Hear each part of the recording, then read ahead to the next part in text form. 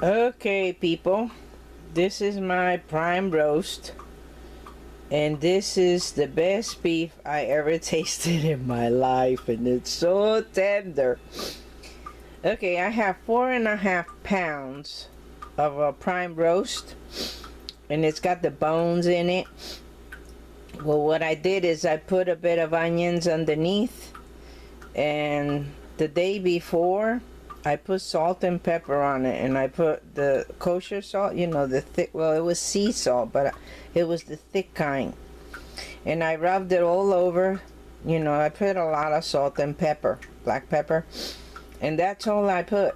I didn't put no other spices. Well, guess what? I left it out all night on top of the table with the spices on, and I covered with a plastic, and I let it sit so it'd be room temperature when I bake it today.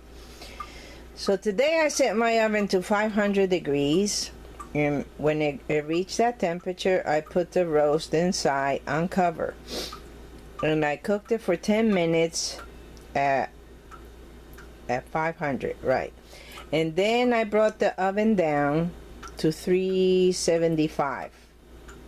I never peeked, I never covered it, I just let it sit there, and I cooked it for an hour.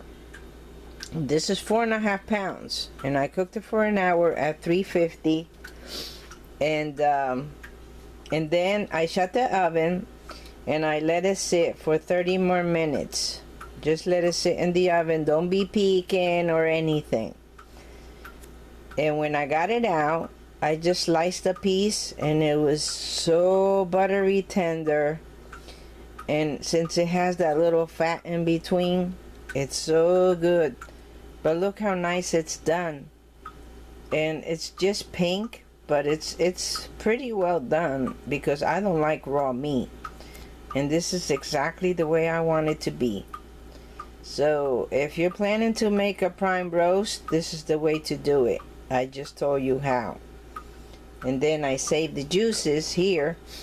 Well, the bottom, what I did is I put a little bit of water and wine.